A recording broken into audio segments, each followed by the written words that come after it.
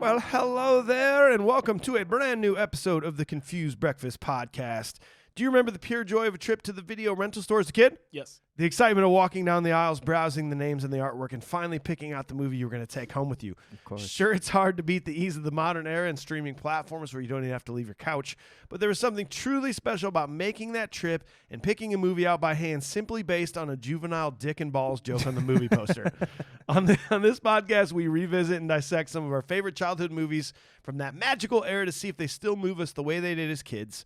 I'm your host, Mike Schulte, and joining me as always, two dudes who try to psych me out every time I read the opening introduction, Sean Fryer and AJ Vance. How the heck are ya? I need to get some sort of elaborate, I got to get like a couple pair, like actual testicles. Like, you know, the testicles that hang off of the trucks? Yeah, from the cool Always guys with cool the trucks. guys. Yeah. Mike's truck has those. Yeah, I just got to get a pair of those and just wave them in front of you. Make them. Okay, boys, it is time to introduce today's movie. On this episode, we discuss a movie that combined two of the most brilliant comedic minds of the last 25 years with the writer, director, producer of Airplane and the Naked Gun movies. A movie that gave all of us nerdy, uncool, beer-drinking, unathletic nobodies a sport that we could possibly succeed in and get all the glorious chicks and monies. True. We are, of course, talking about 1998's BASEketball. Woo!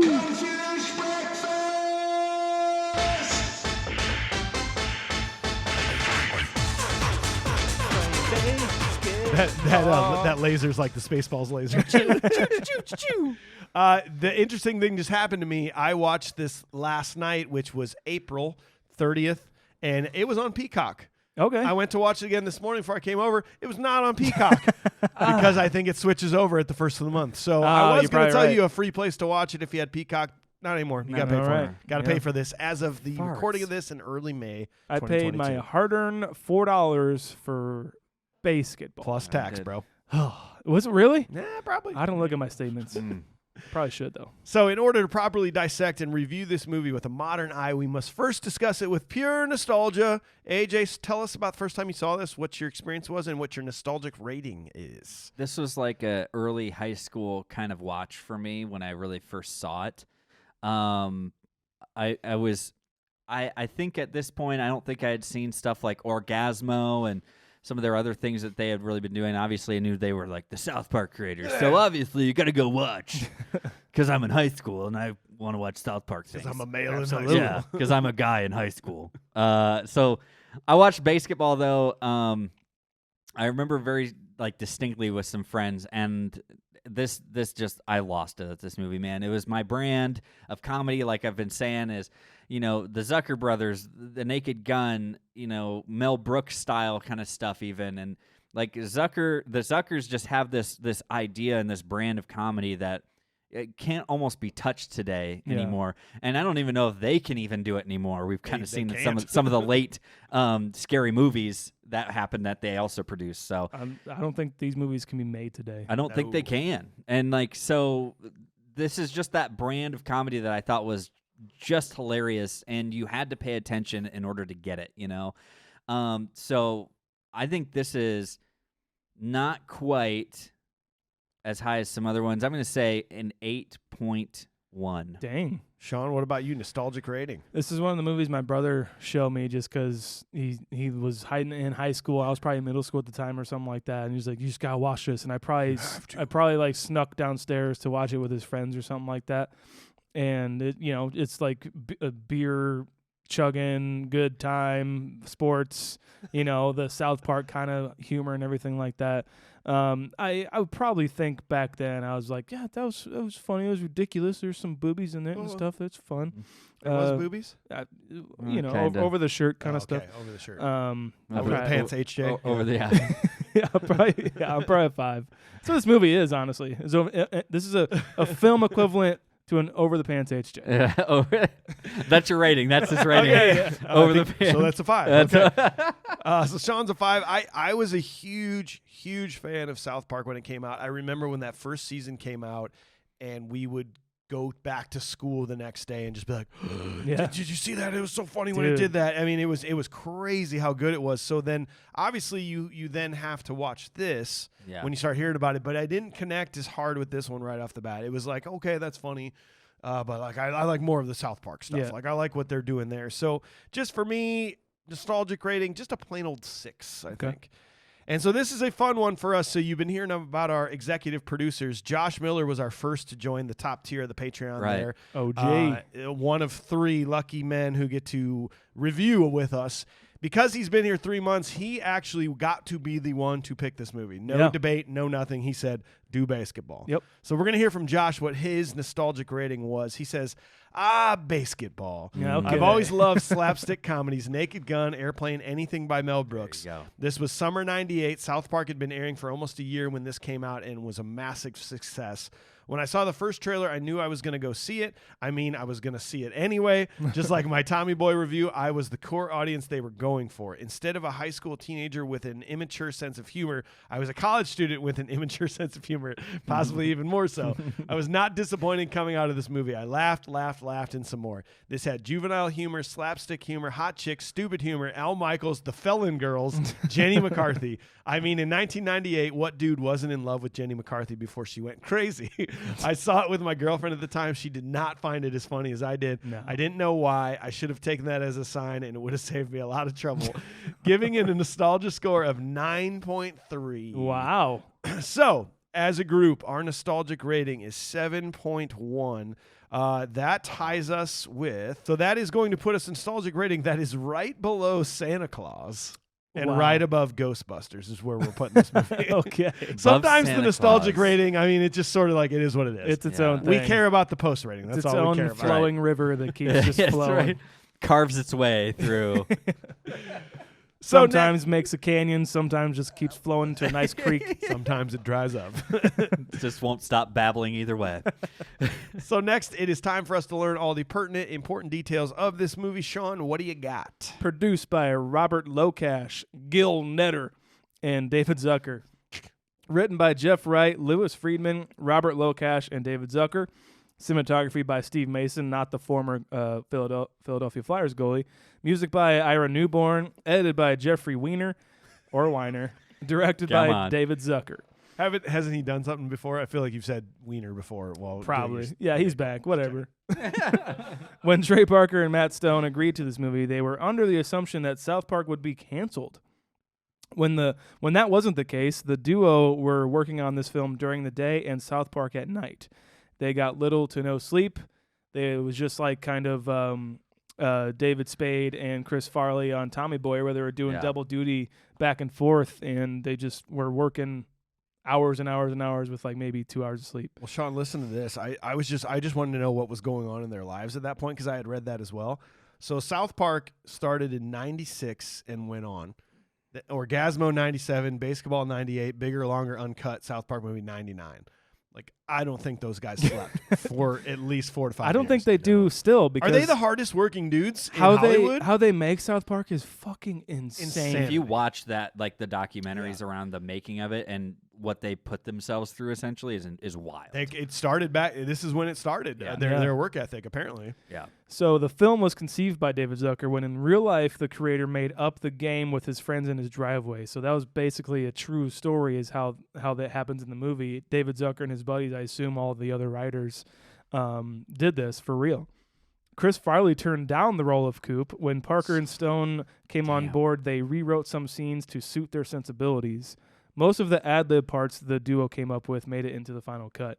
So it's basically like a Zucker brothers without the other brother and the Trey Parker, Matt Stone mentality. This is packed together in that. Bob Costas and Al Michaels made $50K and $60K respectively.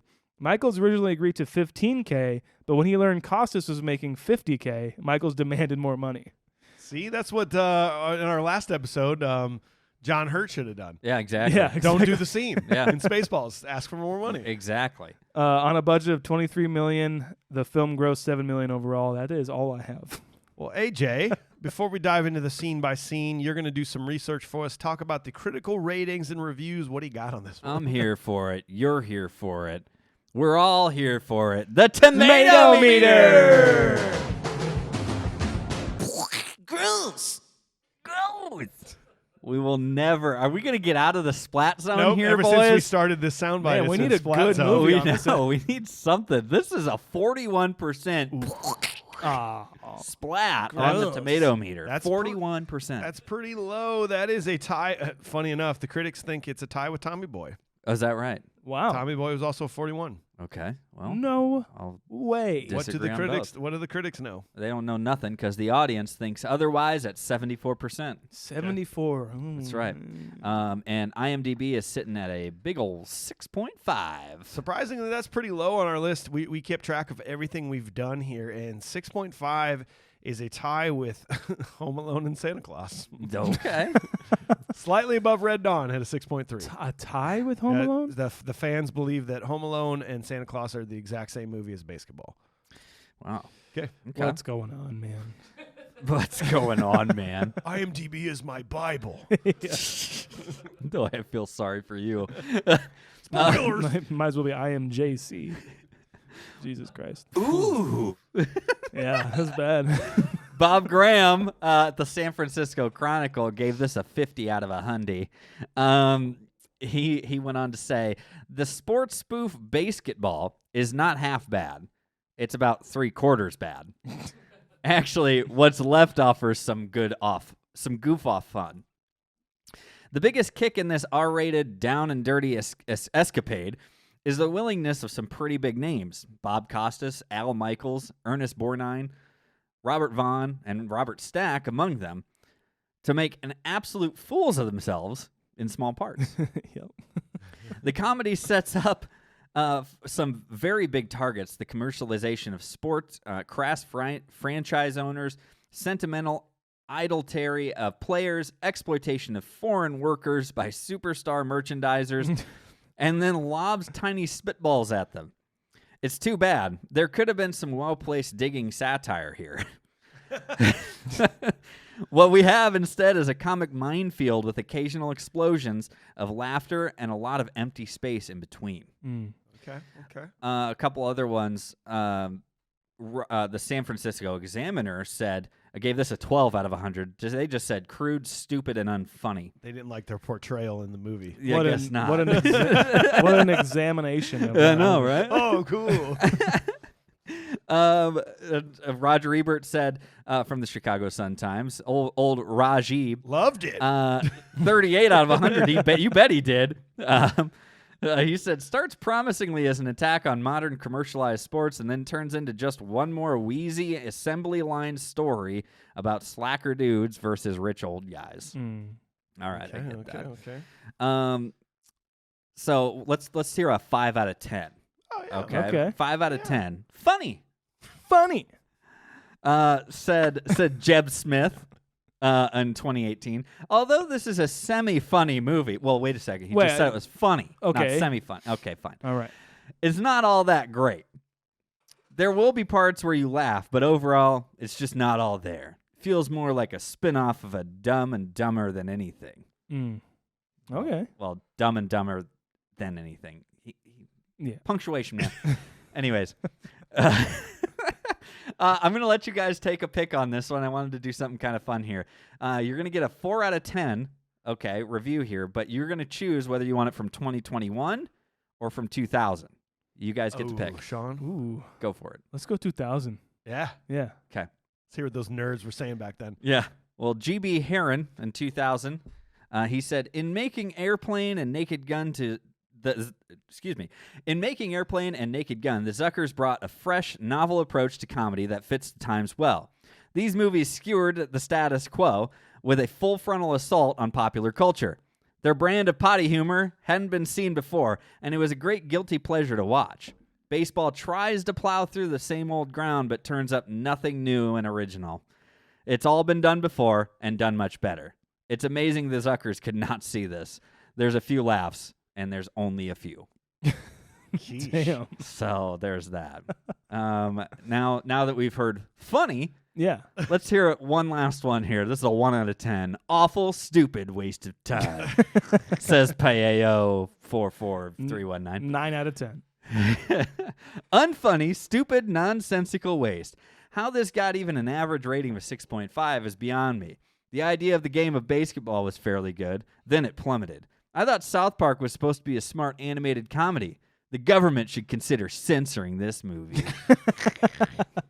Yeah, that'll teach him. Yeah. Yeah, censor that. Now you're under arrest. Yeah. Yeah. Well, thanks, AJ. Confused Breakfast listeners, quick message for you. We are literally seconds away from dissecting basketball with a modern eye, but I want to remind you about our favorite whiskey in the entire world, Cedar Ridge. They've been a sponsor of this podcast. Thanks for clapping, Sean. Thank you. They've been a sponsor of this podcast for a long time now, so you already know everything there is to know about this amazing company. I don't need to tell you that they were named Distillery of the Year in 2017. I don't need to tell you that their delicious products include the flagship bourbon, the quintessential single malt, and their amazing collaboration with Slipknot. Wait, but you are telling us. No, I Don't don't. tell us I don't have to tell you these things. Okay. I don't need to tell you that you can likely grab a bottle at your local store all around the Midwest, and if you can't find it there, you can directly order it online at cedarridgewhiskey.com. CedarRidgeWhiskey.com. I don't have to tell you any of these things because you already know it. You They've already been know an that. awesome sponsor of us for a long time. We've been touting them from the podcast rafters. So I really hope, as I cheers my friends here before we start this episode, Kaboom. and we consume some incredible Cedar Ridge whiskey, I hope you'll consider borrowing a bottle. Borrow a bottle. We've had a few of these. So Just borrow one from just us. borrow a bottle from Just us. borrow a bottle. No, seriously, go out and buy one. You won't be disappointed, and will make us so happy that you did it. Drink responsibly. Yeah. Let me get a sip here. I had somebody reach out to me, say they got a bottle from Okay. a friend Connor. He's actually a Patreon member too. Connor. All right. Connor, yeah. Connor grabbed a bottle of the double barrel that apparently, and he said, "Don't let me down." And I said, "Well, you got to let us know." So we'll be waiting to hear more from Connor. Next right. episode, let's hear from Yep, Connor. we're Let's going to talk hear from about it. Connor Right about on. this, okay? You better like it. All right. Yeah, you better. Well, boys, what do you say we grab our best friend and that other friend that we hate, head to the driveway with some beers, and come up with our own game? A game that shows off our yard game skills to the world and makes us all international superstars. Or else we have to get the jobs, then we get the khakis, and then we get the chicks. That's right. Steve Perry. Here we go! Steve Perry. So the movie opens with Joe, Coop Cooper, and Doug Reamer reminiscing about the good old days of sports and how it is too commercialized in the modern era. They crash a high school reunion and are shunned by their classmates. Challenged to a game of basketball out back, they invent a new game called BASEketball. After winning, they decide to refine the rules to the game, and their friend Kenny Squeak Scolari tags along. I am, once I see a Zucker, any Zucker, I'm like, okay, I'm in good hands. Zuckerberg. Yeah, exactly. Yeah. I'm in such good hands. I can get all the Zuckerberg. likes.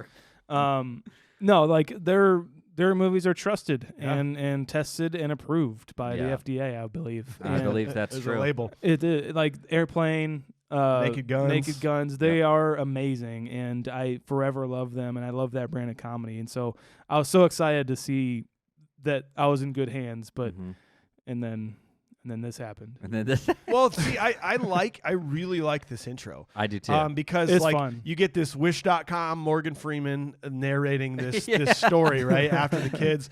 This commentary, they nailed this even 25 something years later.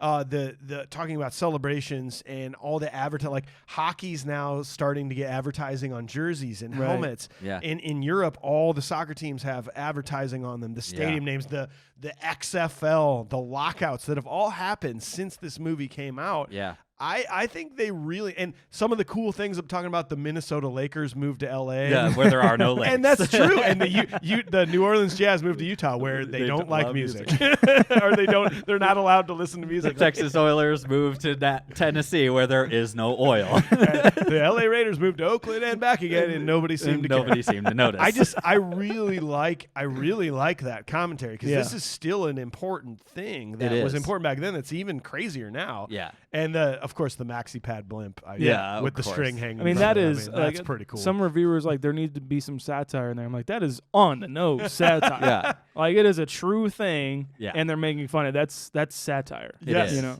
And now, like to your point, I made a note of that. I was like, did they predict the future? I think they did. I think this is predicting the future, like the inter division playing, and then move to inter sports playing. Yeah. And like, but I remember, like, I have some friends who are absolute NFL diehards. Yeah. And like, I remember going over and like watching some games, and they took away, or like at one point they took away the showboating and stuff, but then now they brought it back. They're like, all right, we're not going to do this anymore. But they fine you for it if you do it. They'll fine you for it and stuff. But I will tell you what, I have seen some insane things. I know they're not river dancing, but I'm talking about whole teams come over and like participate in a throwdown when they score a touchdown.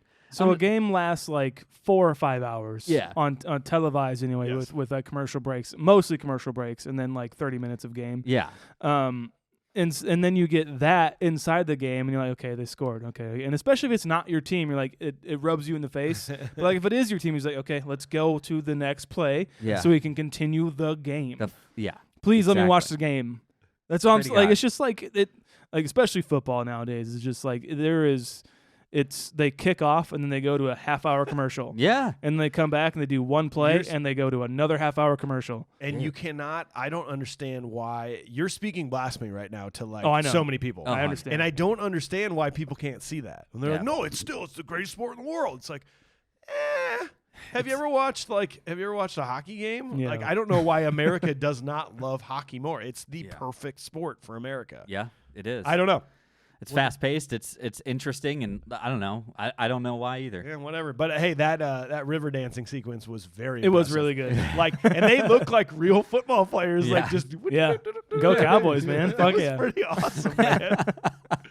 And then we're moving into we come out of this and we get to meet Coop and Reamer, and they're right away they're showing up to their high school reunion thing. Go away. Yeah, it's like a going away thing for her. Like, hooray, she's going. Like, good luck, bon voyage kind of thing. But it's also obviously some sort of class reunion That vibe. is such a 90s thing. Like that trope of like, we go to our high school party, but nobody likes us. That's true, yeah. That's such a, like, I'm thinking this is just an American Pie movie. How many early Ryan Reynolds movies start out like that? Yes. Everyone started out like that, and then you get the vibrator scene in the dude. Like that made me so laugh. jealous of you. Did he keeps licking it even though she came. He's like, I need a couple more licks. I need to keep going. What are you doing in my mom's room? He's like, it's so gross. Like, disgusting. I love the casual use of like when they're like meeting various people in their class or whatever. The casual use of just calling them cock. Cock. Of course, we graduated. Cock beer. Because they're in that awkward phase of life where you're just out of high school and like you think you're pretty cool. Yeah. But you're not. And it's like now you're just an older, grosser version of who you were in high school when you weren't cool. Right. It's like a worst time. It's like the worst time of life sometimes for people is that figuring out what you're doing in those next couple of years. Carrying around an open 12-pack, a torn into we can drink legally now. Of Coors Banquet. Yeah. It's just please sponsor us. Please. But yeah, and it is like it's so great, and you get it so on the nose with this. It's like, oh, hey, what's going on? It's like, oh, Coop, Reamer, you guys haven't changed since high school. Oh, cool. Thanks. Like, no, it isn't. It's like Skid Mark Steve. Skid Mark Steve. What are you up to? Just sitting around playing Nintendo? It's just like, and this is like, again, it's like, yeah, you're watching everything. Like, you think everyone has just moved on very well. Yes. Like, with their lives, and you're the one who's, like, stuck behind. Yeah. Like, you're the one trapped in time and space, and everyone else is like, yeah, I'm in my second year of med school, and I'm training for the summer games. What have you been up to? As he's drinking a martini glass at a house party. Like, it's just like, ugh. Well, that's the old, like, kind of notion, too, where it's just like, you want to go to your class reunion, but you want to have done something. Yeah. But they don't care. Right. Like, I do like that aspect of they're just kind of them. Yeah. And they're okay with it, kind of, at least. I do feel like that was probably who these guys really were at this time of their life. Yeah. Oh, sure. Call it 3 years prior to this, they were the fucking douchebags from high school that, like, haven't done anything with their life. Yeah. Yeah. And make everything a joke. Everything's a joke. Yeah, cool. And then go to their 10-year reunion, and people are like, I hope they come because I want to talk to them. Yeah, exactly. Oh my god, which is what this movie kind of is. Right. When I go, I'm like, yeah, Burt Kreischer. That's mentioned. Yeah, remember that? Yeah, you listen to my podcast, right? Did you see when they did leave the room after the vibrator? He says under his breath, he goes, derp. Yeah, he does. Apparently, this is the first time the word has ever been used. Right. Are you serious? That's the people have been trying to trace this back to say that this movie they said derp, and then it started making it into South Park episodes, and then that coined the phrase of derp. We've This said that movie. before, haven't we? Derp. Derp. Derp. It is funny. Like, I do really like these opening scenes, though. Even too, like, one of the smartest things is when they're getting ready to play the basketball game. They're like, $20. And he's like, no, why don't you make it 50? He's like, bro, you don't get $50. We don't have 20. It's funny. Like, what does it matter? Yeah. It's kind of mind blowing if you Yeah. think about it. You're like, well, who gives a shit? Yeah. $100. We don't have it. We can't pay you any of it. Yeah, it's like if we lose, it's like, but how good can they be? I mean, if we actually lose, then who gives a shit? Like, Did you guys get any of the rules out of this? Like, what's wrong with that, Sean? You're not a big sports guy. Is it like? I mean, it's like pig or But horse. it's not, though. Yeah. Like, they joke about it at the beginning, but then it's never really like pig or horse, right? How is it like baseball? What in there is a baseball rule taken from? So you have to you're basically hitting a single, a double, a triple, or a home run Okay. from different distances.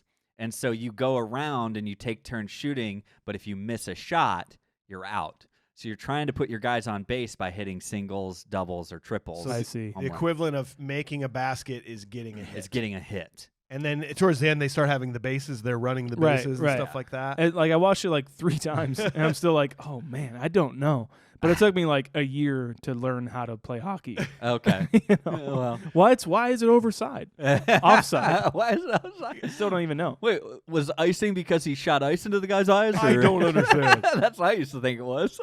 I do think it's funny because I view this movie in my brain as being like, oh, duh, the guys from South Park wrote this. And it was like, Right. it's a South Park movie. Yeah. But it wasn't. It's and not. now in going back on this, they just sort of were the actors in this movie. True. But it's so funny to me because you think of this as being like everyone already knew who they were, and they didn't necessarily like South Park. They thought it was going to be canceled, like you Right. said.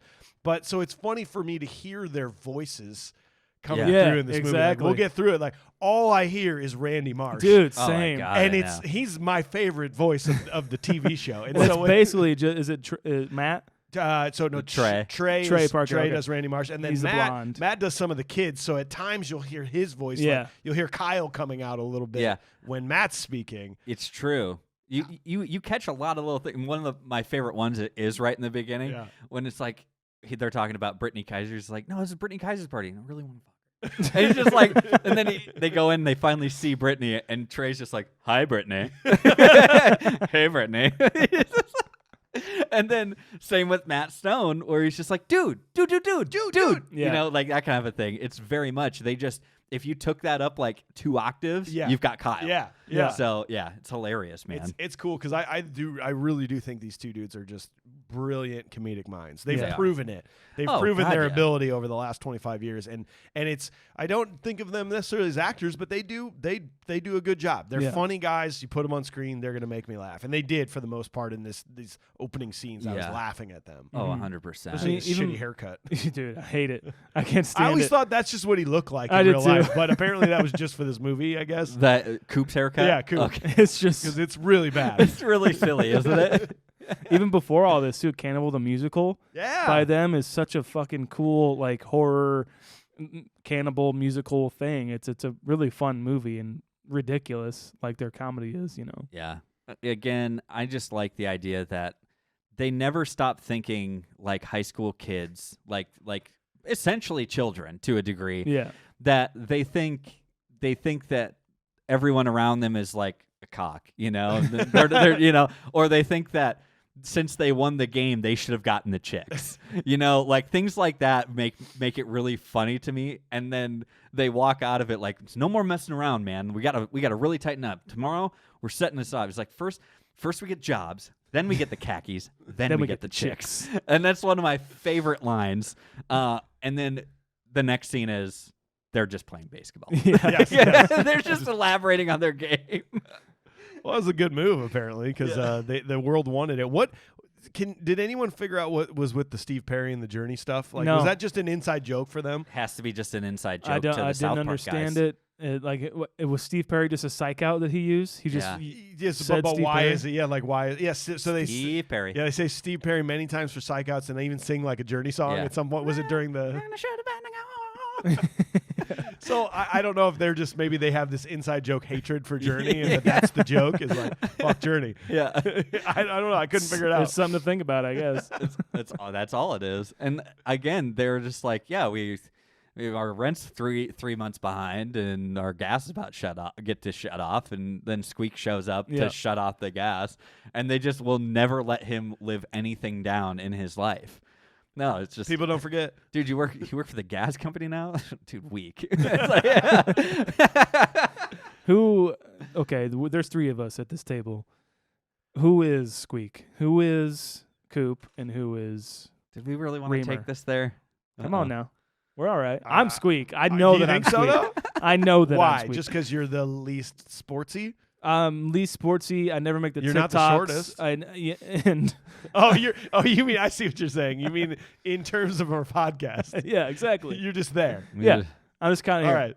Okay. But I'm a little bit of a foundation. I'm important. We need you to play the game. I'm important, but exactly. We have to have him. It can't just be us two. Yeah. I see. Okay. Are you going to let him self-deprecate here? I guess if he wants to. All right, then I'm.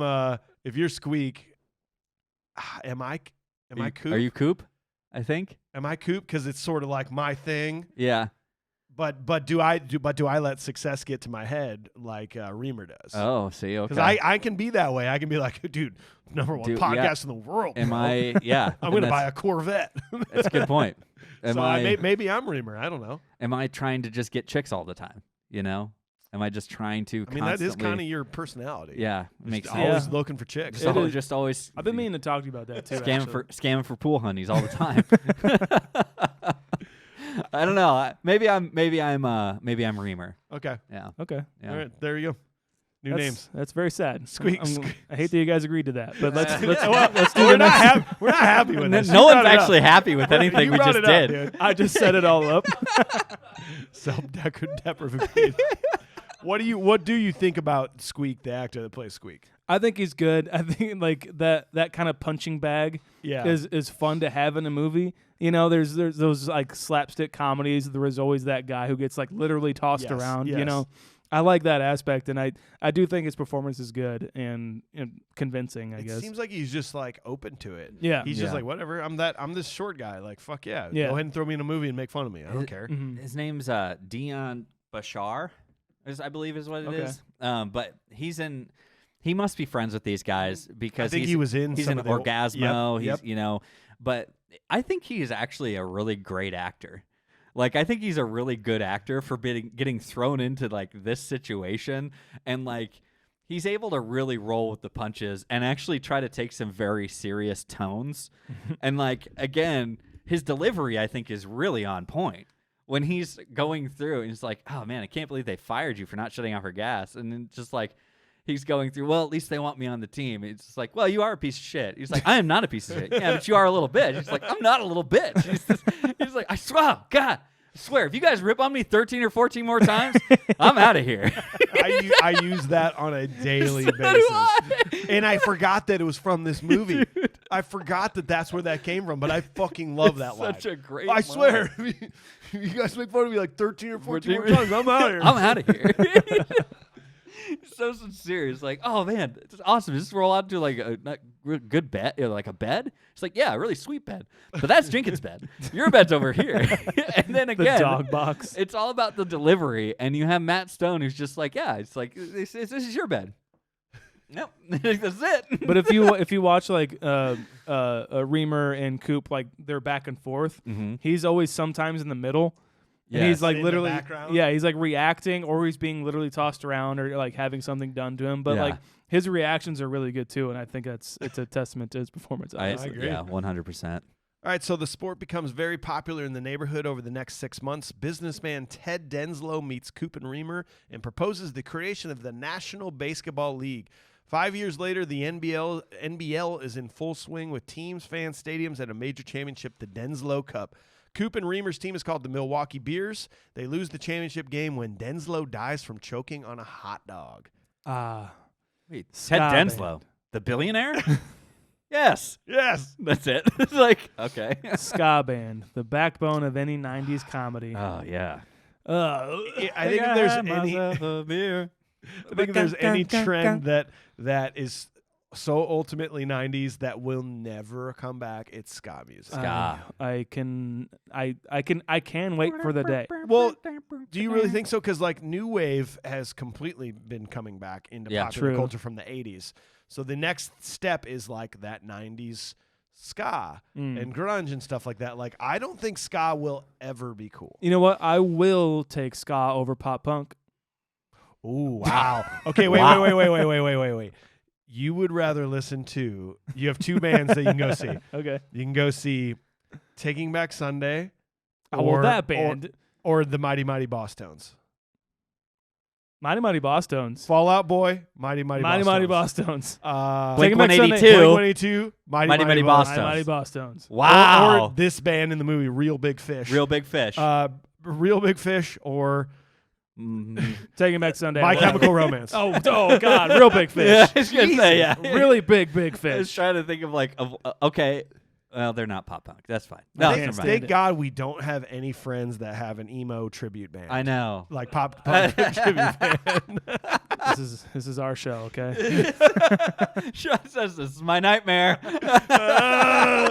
Sean, I agree with you. But I would, to the point. I'm picking pop punk bands over seeing That's Real fine. Big Fish. Taking Back Sunday, I don't really consider pop punk because Yeah. they're like actual musicians Correct. instead of all the other ones. But,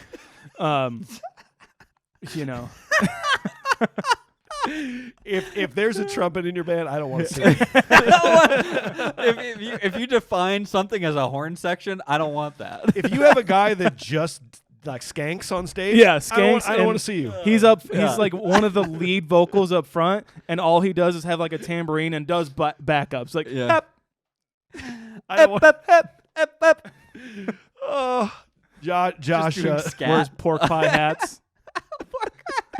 Josh, I hope you're happy that you made us watch this movie because we're just talking shit about ska music. So I want to tell you that Ernest Borgnine is an idol to me Fuck yeah, dude. because of Airwolf. Okay. The helicopter TV series from the 80s, like fucking, oh my God, I love Ernest Borgnine. And I forgot he was He's in an this movie. Oscar winner.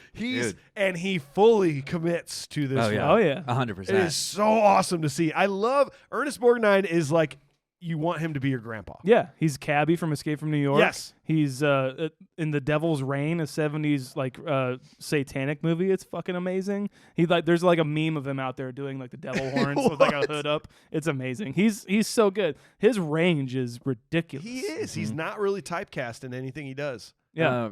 And I got to bring it back to, are they predicting the future? Dude. Because you know what I'm about to say? Yes. He's like people's attention spans can only be measured in nanoseconds anymore. And this was 1998. Yeah, and what is like smaller than nanoseconds now at this point, because it is smaller according to this. Yeah. Because you're just like, gosh, you're right.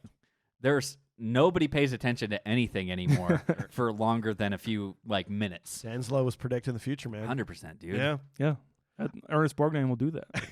And so it is pretty cool how all in they go with this, where now you've got these giant stadiums. I mean, these were sets. Did they take like high school gyms or something and like turn these into big sets? But it was awesome that every town had their own cool layout, and the beers have their signs is like Sir Swish and what's Coop's name? Coop. It's just Coop. Air Coop, Sir Swish, and then yeah. Little Bitch. Little bitch. Squeak. Little bitch. Dude, and like it kind of blew my mind the amount of like, this was like the Sports Center era when Sports Center was something actually people cared about and watched. So all these sports announcers, Al Michaels, Bob Costas, they weren't all ESPN people, but it was amazing to me to see all those big names and then to see them go all out. Yeah. Like Al Michaels. They commit to a Al joke. Michaels, It's weird. Yeah, was He insane. goes, just think 5 years ago this wasn't a sport. And he goes, yeah, and 5 years ago those girls were only in high school. We're only in high school. Or no, only in grade school. He's just like, Why am I saying this? You've got I need thousands more dollars. He committed to that. Al Michaels Al Michaels is sitting there watching. He's like, and the felon girls are doing their thing. He's just like, We're talking Al Michaels, Yeah. Miracle on Ice. Yes. Al Michaels, and then we get him saying these things. Bob Costas, Al Michaels, Robert Stack of Unsolved Mysteries, Dan Patrick is in this. Kato Kaling was doing an the announcer. announcing at the driveway game. But he'll be in any movie for any like literally he'll do it for $5. Is this before OJ killed someone or after? This is 97. Wait. Okay. Is this? I don't this know if after it is. OJ killed someone. I don't know if it is. I think it is after. Is it after? Yeah. Okay. And 'cause, he was did, OJ's right? alibi. Oh, you're right. Correct. He was just staying in OJ's pool house. Well, that was like 93? He sucks. Or was that 90? So Nicole Brown Simpson was killed on June 12th, 94. 94, okay. So, of course, because Kato Kaling was a nobody until after that. So that makes sense. There you He go. made all the people who were involved in that just wanted to be famous because they were close to a double murderer. Hey, we haven't found the killers yet, have we, OJ? Okay, let's move on. All guys. right.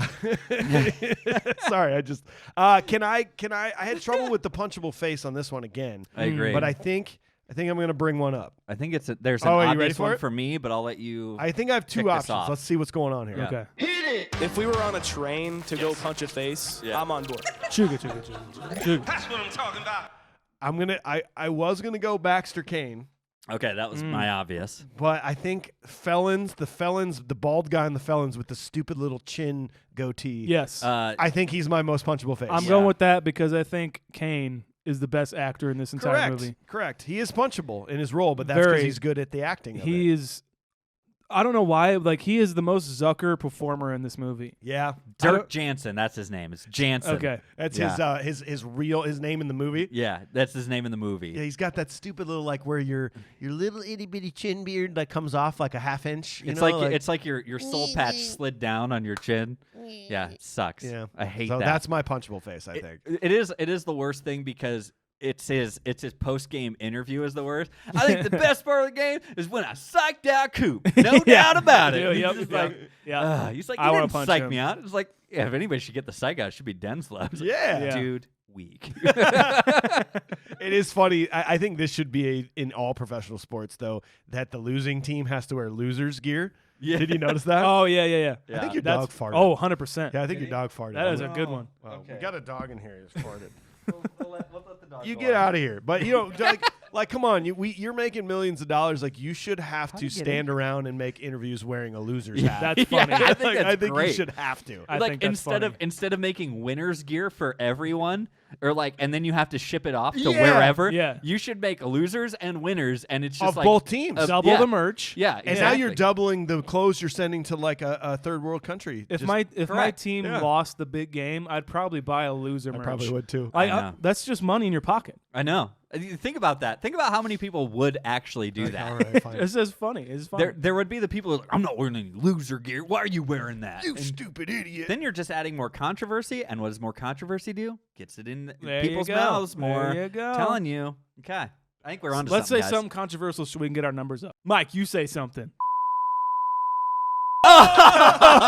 Those idiots will never hear what I We said. are canceled. Not if I got a bleep button. Ew. I don't think you do though. You got to buy one of those, don't you? Yeah. Oh, You can just cut that out. We can't afford it. Jeremy, you can cut that out because I don't know. That'll look dumb. Not a fucking chance. All right, let's move this on. So Denslow's will names Coop as owner of the beers for 1 year on the condition that they will win the next Denslow Cup. Otherwise, ownership reverts to Denslow's widow, Yvette. Coop, Reamer, and Squeak meet Jenna and Joey from the Dream Come True Foundation. Baxter Kane, owner of the Dallas Felons, partners with Yvette as he tries to make the Beers lose the next Denslow Cup, so she will own the team. However, the Beers still continue winning games and heading towards the championship. I want to tell you that normally this would be the point where I'm like, I hate that stupid fucking kid and he's my punchable face. yep. But I don't mind Joey. He wasn't Joey. bad, man. I don't mind this kid at all. Yeah. I kind of wish he would have been fucking Charlie in the Santa Claus. Oh. Wow. Okay. Are you feeling me on this? Yeah. Like he would have Wow. been a much better Charlie on the I Santa like Claus. that. On the other hand, Yeah. too, though, I think that Matt Parker and Trey Parker Matt and Matt Stone. Stone. Trey Stone and Matt Parker. That's it. I think they're good with children. Yeah, Like I think they get children. You you're know, right. Actually, that's a really good point. and even Zucker with like Airplane. You know, the kids in Airplane are pretty good. Yeah. I think they can like tap into something within child actors where they can make them good and not annoying for some reason. I don't know. It's pretty good. I think he's a good actor in this, and I really did forget. I forgot about this will reading part, and things rushed back to me of the first time I saw this, where they're like, okay, I'm going to need everybody to leave the room, and nobody leaves, and I'm like, why aren't they leaving? And why didn't someone hit pause? Like it really affected me for some time the first time I saw this. I know. It's like this. I don't like this at all. This is unfair. And I love if you go around for like that like 5 seconds they give it of It's just not like watching even. the crowd. It's just like it's like you watching everybody. They're just like. Because I think they're like anticipating him to like fuck up. Yeah. I think they're like we're sticking around in case he says something fucking stupid, like giving the team to Coop or something. You know. You Yeah. should have at least just been like, now can please the executor of this please hit pause? I'm going to ask everyone to leave the room, and when everyone leaves, you can Right. go ahead and unpause. Or we're going to fast forward through this part so that way Coop can watch it later. Like anything like that. Anything Can you normal. imagine they did fast forward too, and he's going, how do you get Ernest Borgnine to do this? You give him money, man. You give him money, and I'm too sexy for my shirt. Too sexy for my shirt. You have to be pretty meta to make a death tape. You know what I mean? Like you have to like kind of like especially if you're doing like there's gonna be an audience. Yep. You know, there's gonna be this, there's gonna be that. There's a bunch of factors. And I gotta tell my assistant to pause the video if I need to pause the video. Like And then a week That's after good I made production. it, a week after I made it, something changed, so I need to now remake that. there you no go. kidding. Yeah. It's a lot of work. I kind of want to make one though. You I think, do you, too. You think he's got that like it's like a standing appointment like every 2 weeks or something that he's just like, oh yeah, this did change.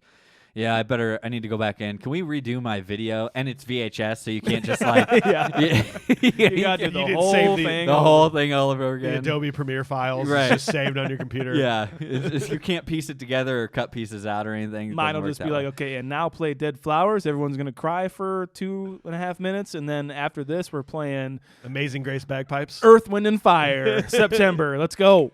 And then the Cedar Ridge comes out of the sky, and people It just starts start partying. raining down.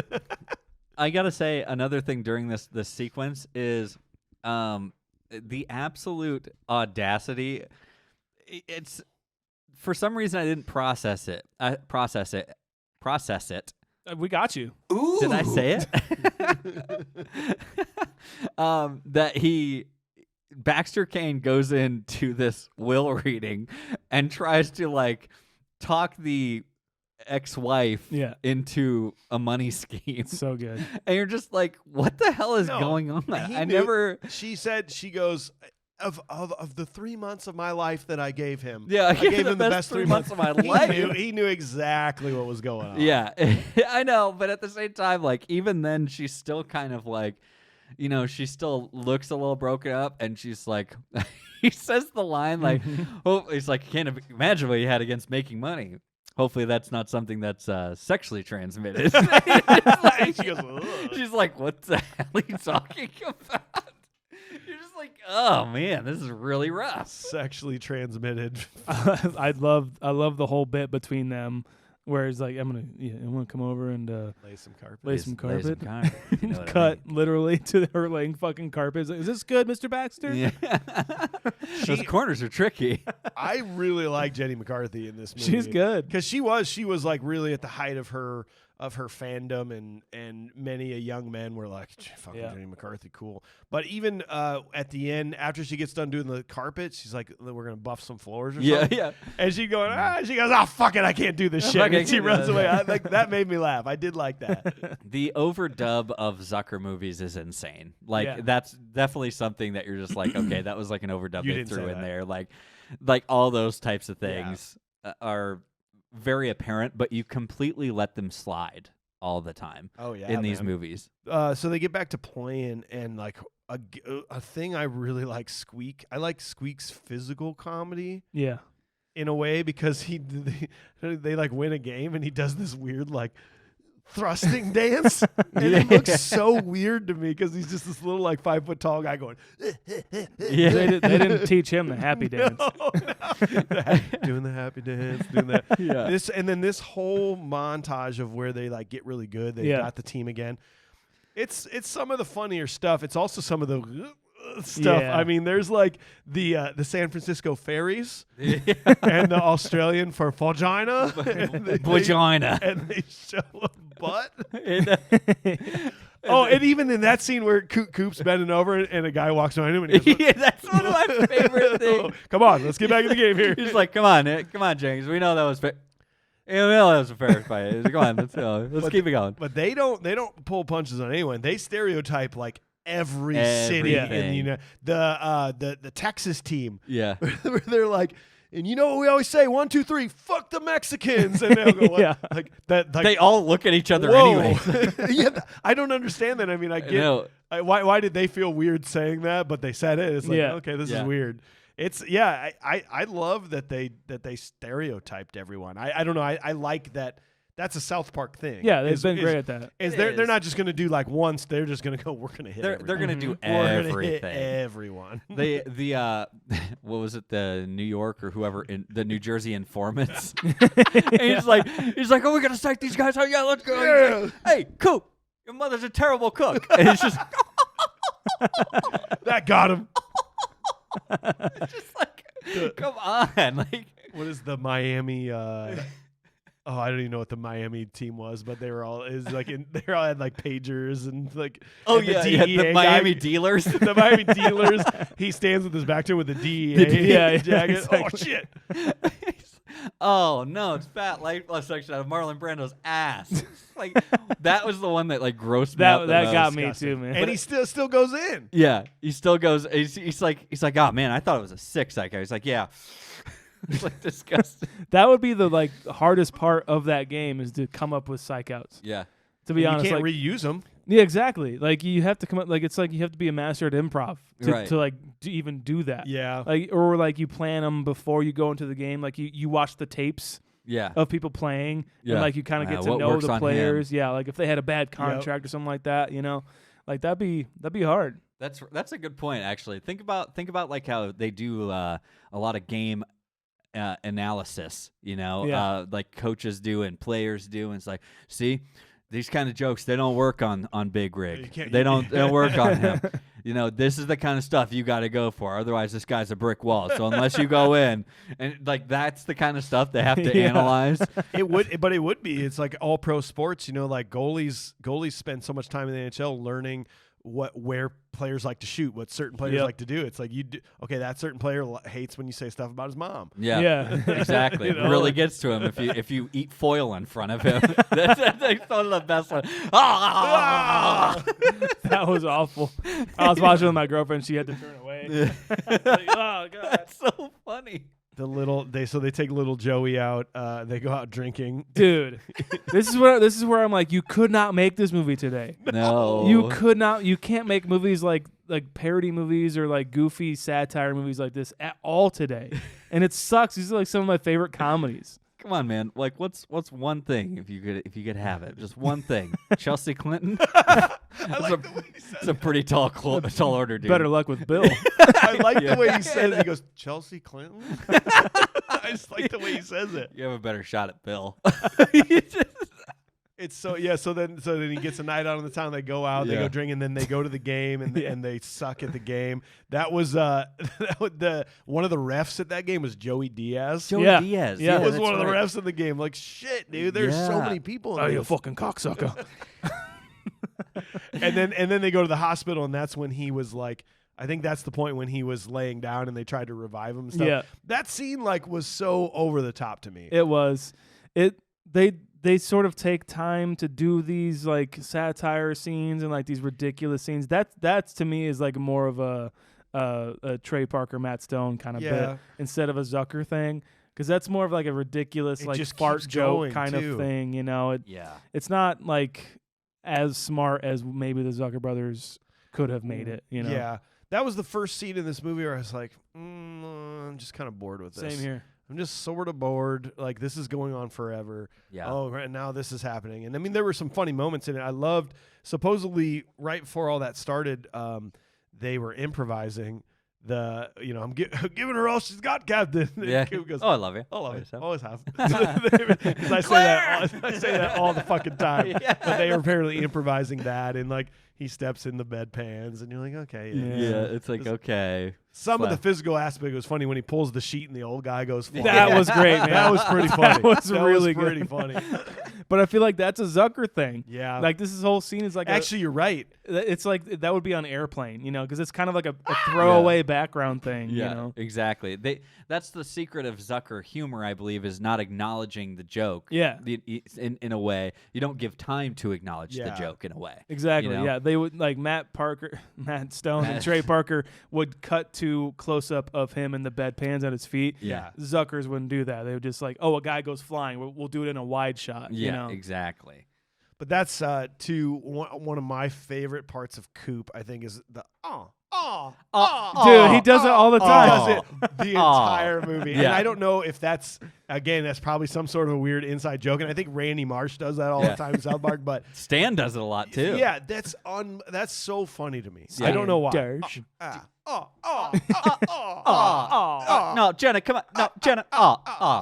Even at the points that are like, well, he does it at a point where he's just like, he just kind of continues on until it's like out of the shot. A part of me that makes me think that the actor who plays Kane in this movie is like the best part of it. Is the most Zucker actor of all this cast.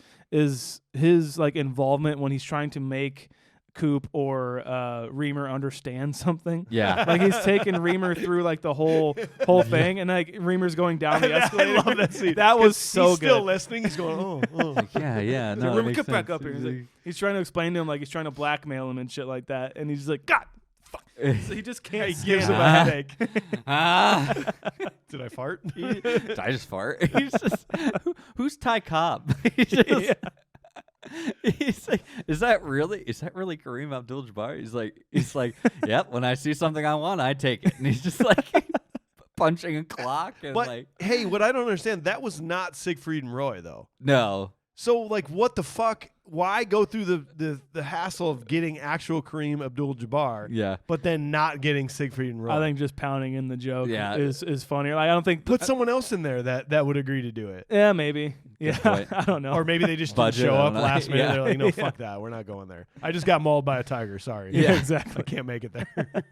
That's just, there's so much underlying humor in this, and this is what I think makes it a rewatchable movie.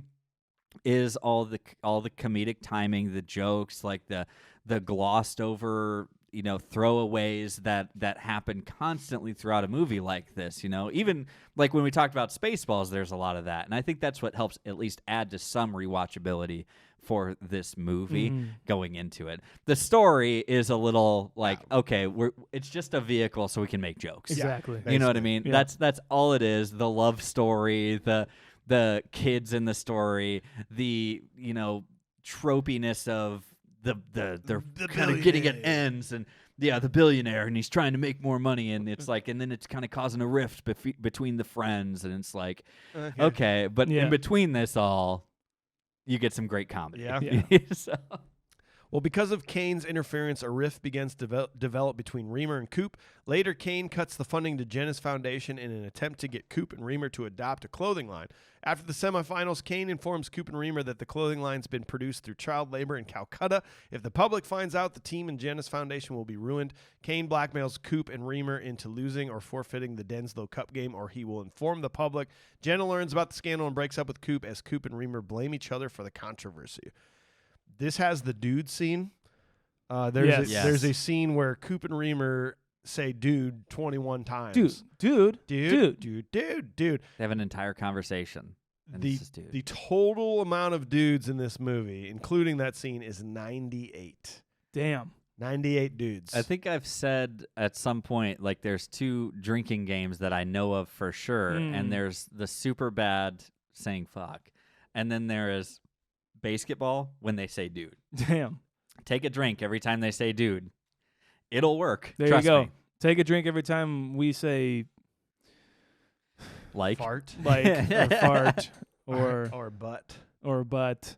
I like this aspect of the movie where he does kind of like blackmail Reamer into doing like swindling him into doing like a clothing line, and I don't know, it just takes the movie to another level where it's kind of been stalling out for me a little bit, and then this kind of adds a little bit more comedy for me.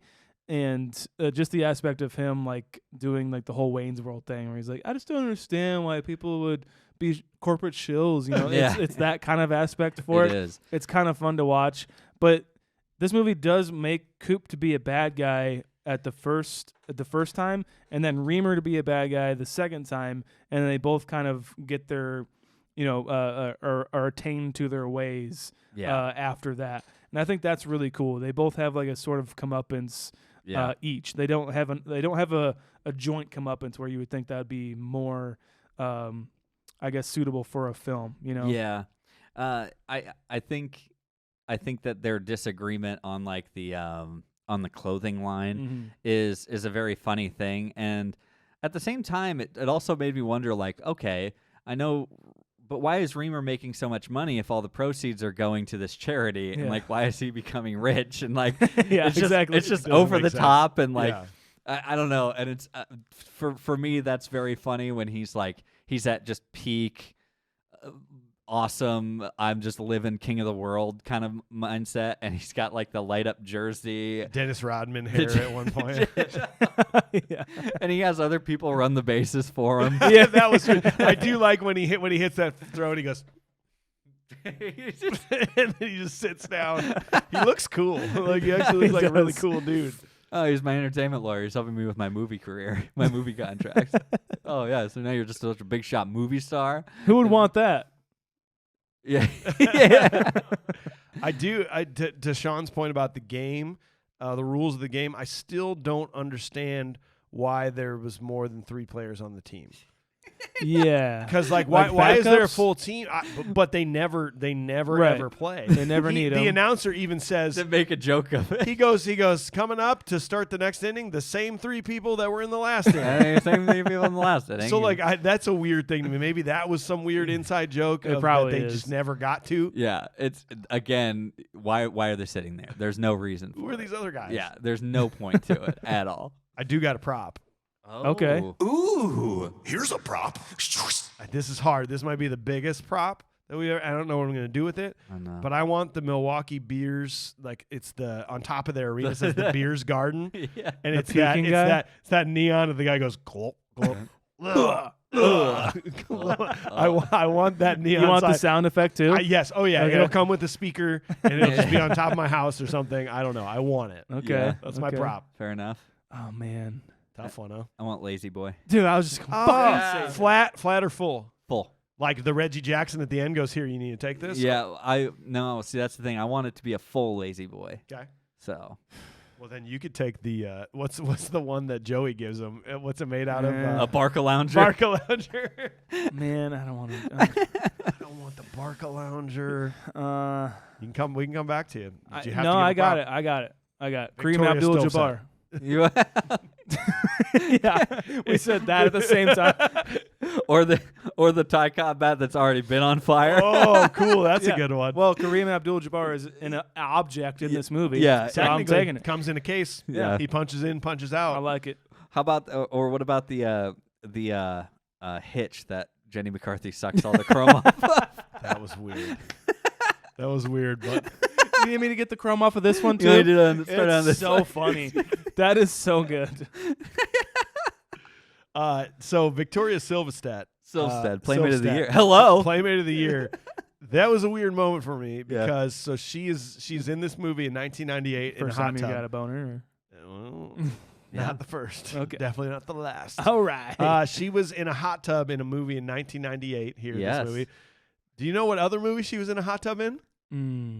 Out cold. Out Cold in Yes. 2001. Damn. So was that on purpose from Out Cold? Did they I did know, they right? purposely put her in this Zach Galifianakis hot tub scene Yeah, maybe. because of this movie? It's I hope so. I, Like that's her only like her you may only know thing me as she's the going lady to- that's been in hot tubs. in Yeah, movies exactly. with flotation devices. Devices. Artificial flotation devices. I mean, whatever. Yeah, that's good. Go Okay. back to your big bank accounts and your awesome cars and your big houses, your beautiful women. Victoria still said Playmate of the Year.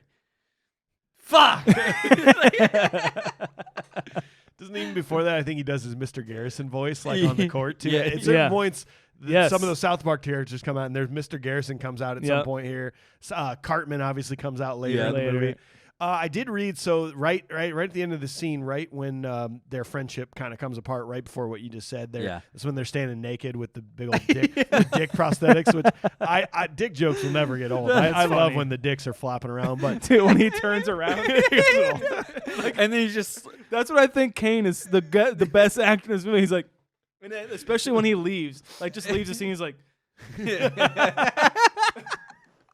it's so good. and when she comes in, I've seen the pictures. Whoopsh, Sorry, Mike. What do you say? no, that's amazing. I did read that was the first scene that Yasmin Bleeth shot with them. Oh my in the God. production schedule. So like that was the first. They're like, okay, the first scene we're shooting is they're naked with giant dick prosthetics, and I mean like they were really naked. They probably right? have socks on, but that's Yeah. it. You know. there had been something there. At that point, don't you just be like, whatever? Like I mean, Yeah. honestly, Yasmin Blair. I thought she was really good in this I think movie. she's good. Yeah. Because she's what Baywatch? Like that's what she would have been famous that for. makes Is that what it sense. is? No, Okay. Am I wrong on I that? have no I idea. thought she was. That checks out. I thought to that me. was her most famous thing that she did up until this point. She looks like Topanga from Boy Meets World, but know. no, it's not her. Yeah. It's That- not her. She is one of these kind of almost Kelly from Saved by the Bell kind of Yeah. vibe. Very similar. You know, very similar in that time. She was Baywatch.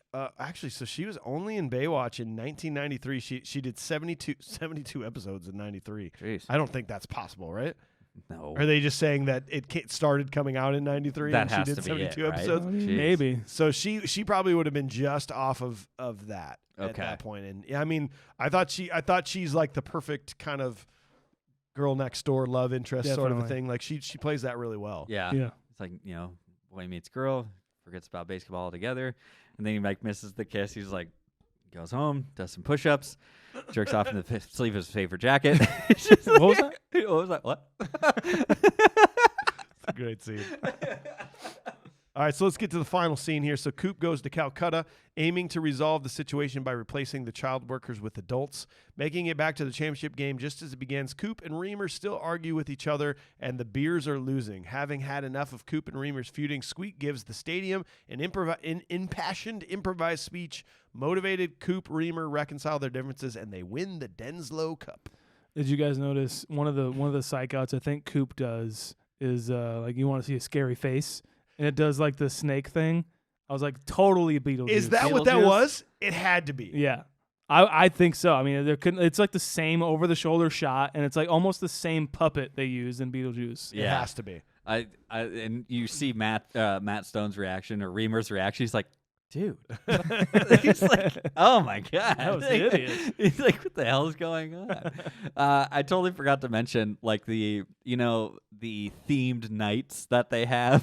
Like dozen egg night. Anal probe night. Anal probe night at Roswell. It's like- Oh yeah.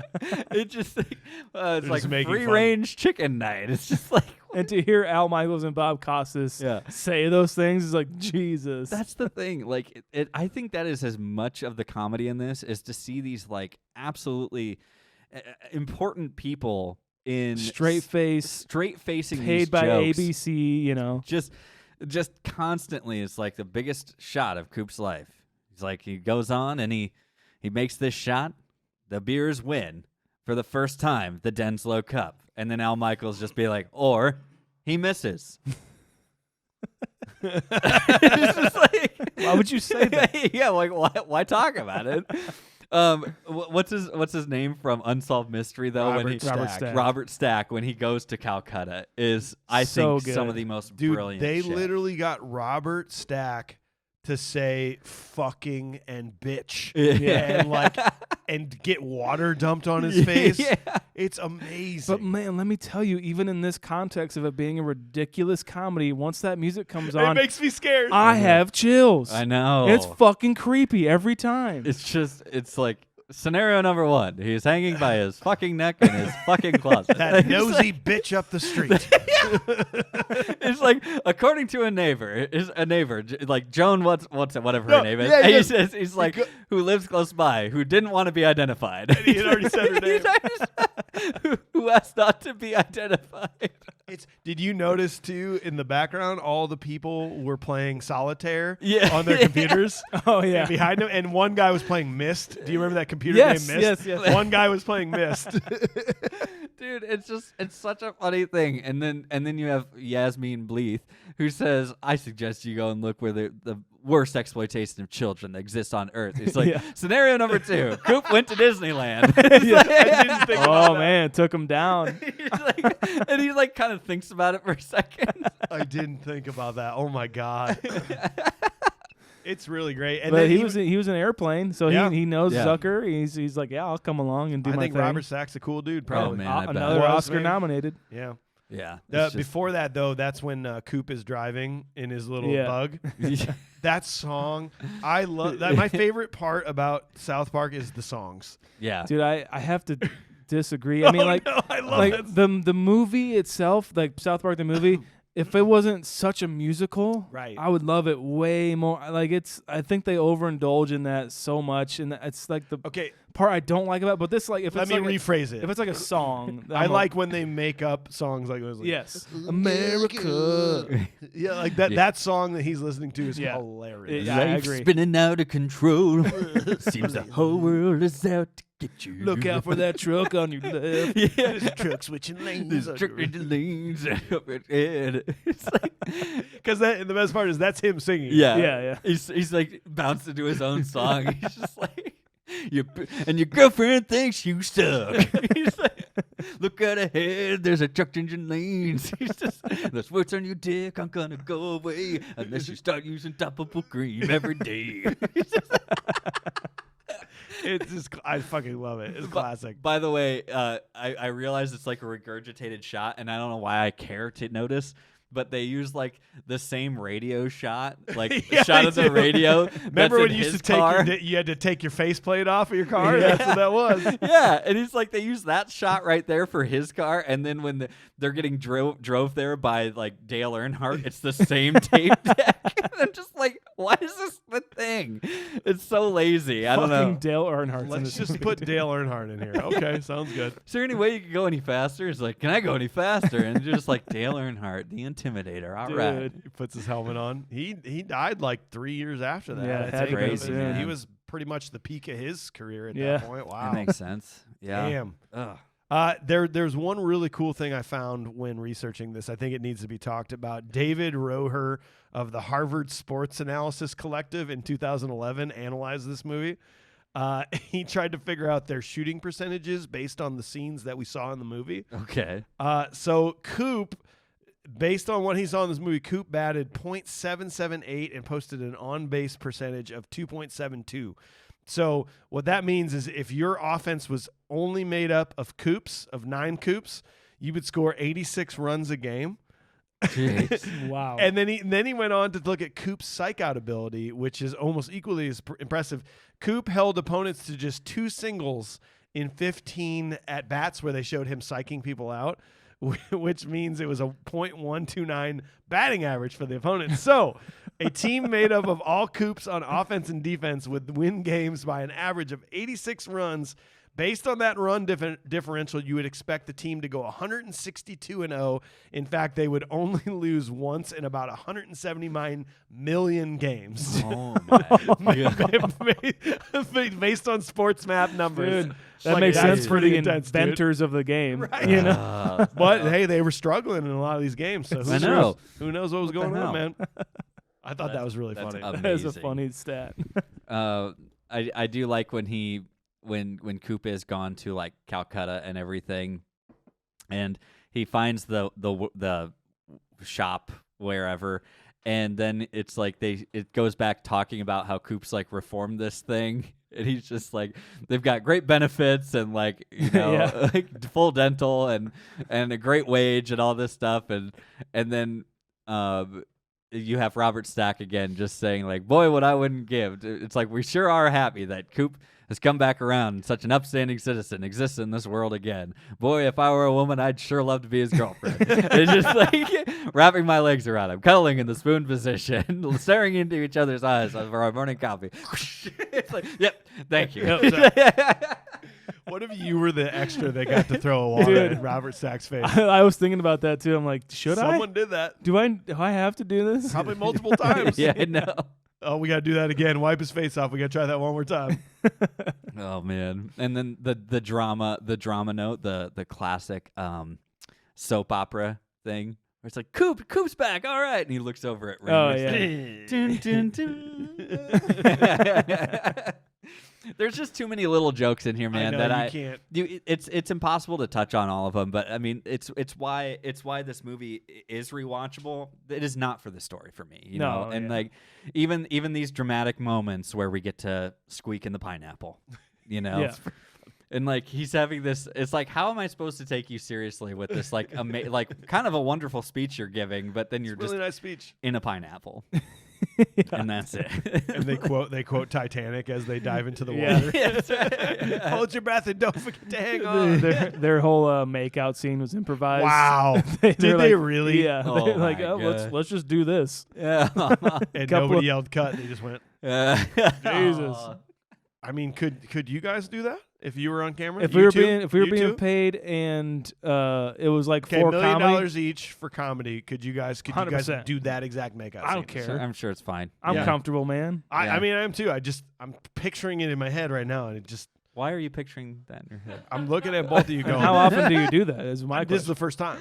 I don't know. I just think Yeah. I think it'd be pretty cool. I think Maybe when we do our live podcast recording, which we're going to announce soon, All right. Yeah. we'll just try it. Yeah, All we'll right. just try that. And you'll be dressed in a pineapple. Yep, You I'll gotta be- come. we'll recreate the scene. Well, I mean, yeah. So, I mean, you're absolutely right. It's just these funny moments, and then like the cliche, everything that you think's gonna happen, and it Yeah. happens, and then it's like movie over. It's a you know? it's a like- fun way to like you think he's gonna make the shot, he doesn't. They miss both of their shots. Reamer misses his shot, then he does it back. Yep. That's a cool thing. Like it kind of subverted my expectations a little bit, but you knew he was gonna make it And anyway. then he makes it, and then they get the cup, and, Yeah. and then that's it. Like, Reamer. It's fun. Yeah. It's But a good time. the one thing I don't get is that the story really makes no sense because Jenny McCarthy's character, if they lose that game, Jenny McCarthy gets the team, Right. and then she now is going to work with the Dallas Felons guy, and they're going to take over the league. But Yeah. she has already now said, fuck this guy. Right. So even if they do lose, she gets the team, and she's just going to like, What's she gonna do? what's she going to do? True. Right.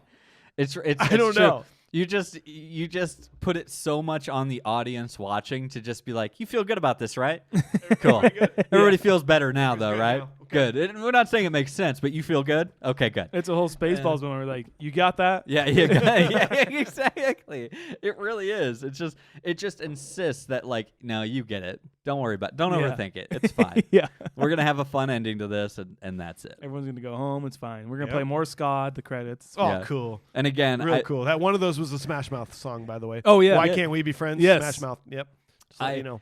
I do think it's the perfect cap off for like Reggie Jackson walking in there, Yeah, that was and he's cool. like, he hands it. He's like, I don't have your fucking ball. I have your fucking ball. He's like- but then even better is when they're like skating off with the trophy and stuff. Oh, they're on Why rollerblades did all they of a put on sudden. rollerblades? They had to take time to put these rollerblades on, and then it's the announcer who's just yelling, a team that subverted all odds, or beat the odds, and blah blah blah, and blah blah blah, Yada, yada. yada yada yada, and it's just like. Yeah, Yeah. that makes sense for this ending because who gives a shit? Yeah. Nobody Like, cares. Nobody cares about the details. We just care that it happened. That's it. Don't need to talk about Rich it. people won their trophies once again. Yeah. Who cares? Well, is that all you got? That's all I got. All right, we're going to wrap this up. We have dove into this. We are talking pure modern day ratings. AJ, what do you got on this movie? It's such it is a really fun movie. Like, I really do have a good time watching it. but going out of my way to watch it by myself isn't going to be as like common as something like maybe even Spaceballs when we talked about Spaceballs. Yeah. You know, I think it's very funny. Like I say, this is my brand of comedy. I'm all here for it. It's silly, it's stupid, and they'll just bombard you with comedy and jokes, and if you don't get one, you're going to get the next one, and it doesn't matter. So that being said, there's very little substance to the movie outside of that, and I'm okay with that. Do I think it's like lives in comedy treasure land? I don't. I think I would still be loving it if watching it with a group of friends. So I'm going to go ahead and just say this is at a 6.9. Dang. Okay. 6.9er. Sean, what do you got on this movie, man?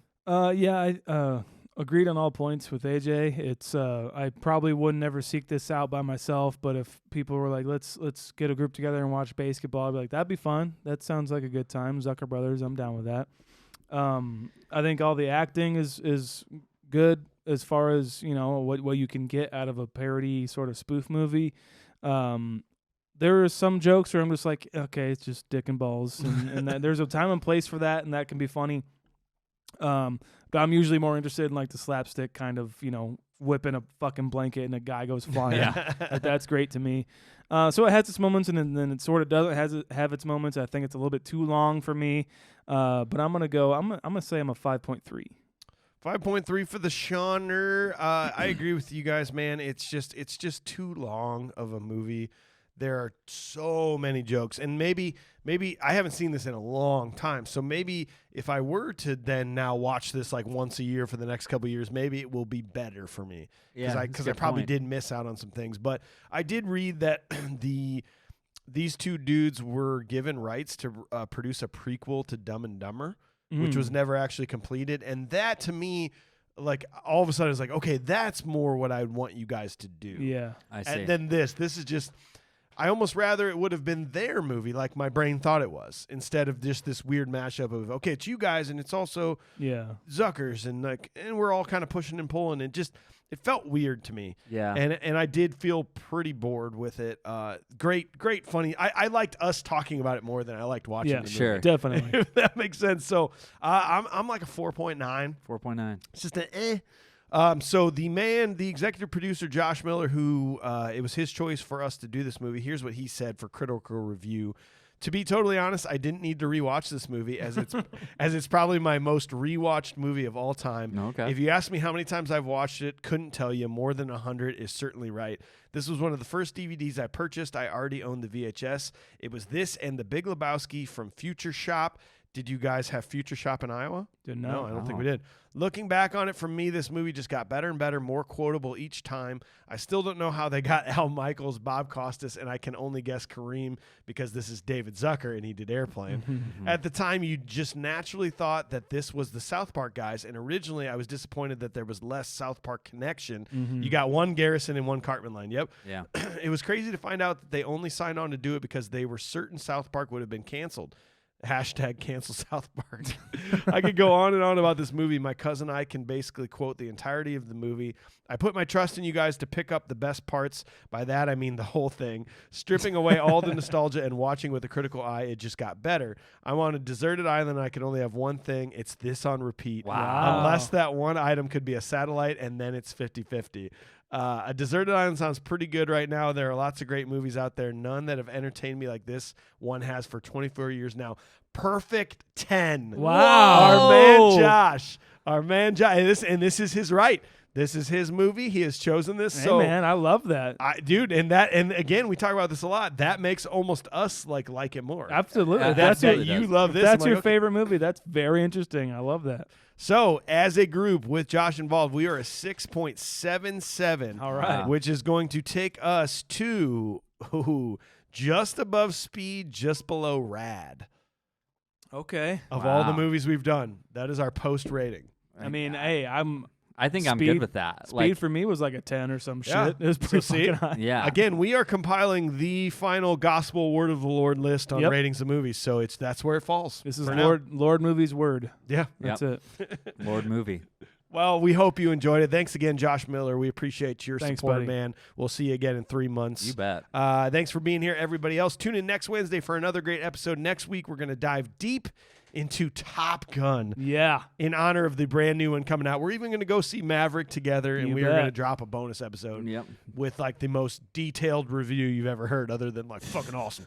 Oh, airplanes are Oh, cool. dude, Top so Gun's good. Top Gun's so great. Oh, man, there was motorcycles and Oh, stuff. Tom dude, it's Cruise. like the same thing. I loved it. Nah. We're gonna definitely drop that one. And then hand selected by our Patreon members. It was a vote last month. Predator. I'm predicting 2 of our best episodes back to back coming. Good job, you coming at guys. So, You congrats. picked right. Yeah. You picked right. And Well if done. if you are new to the podcast, go back this time last year. We did a mini bite about nostalgic 90s snack food. That was a fun one. Oh, that was a good one. Dunkaroos, I've heard that Gushers. that's one of my friend's favorites, as they've told me. And so I think you should go listen. It's weird how nostalgic you can be about a taste. Yeah. Yeah. And you just see a label of something from your childhood, and you're like, "Ugh." Because Yeah. when with Yeah. with that taste, you get like other nostalgic Yes. things, like when you How were old eating you that, were, what you what were you were doing. watching. I was watching Are You Afraid of the Dark while I was eating for roll-ups. Yeah. You know, that's what it's all about. Yeah. So go back a year in time, go listen to that, and we will hopefully see you guys soon. Yeah. Love you. Ah. Bye. Ooh. All right, thanks for listening, guys. Please stay in touch with us by following on all of our social media platforms at Confused Breakfast on Instagram, Facebook, and TikTok, and Confused Be Fast on Twitter. Make sure to subscribe to our podcast and leave a review on the podcast platform of your choice right now. Also, we have merch. You know you want to rep the Confused Breakfast in public. Mugs, stickers, shirts, all kinds of goodies. Go to confusedbreakfast.com for a direct link. And don't forget about our voicemail number, 319-804-9596. Links to everything you could ever need from us are in the show notes or at confusedbreakfast.com. This includes a way to follow all of us individually in our personal projects that we want you to check out. Mission of the day, tell your friends about us. We'll see you next time. Goodbye. Bye.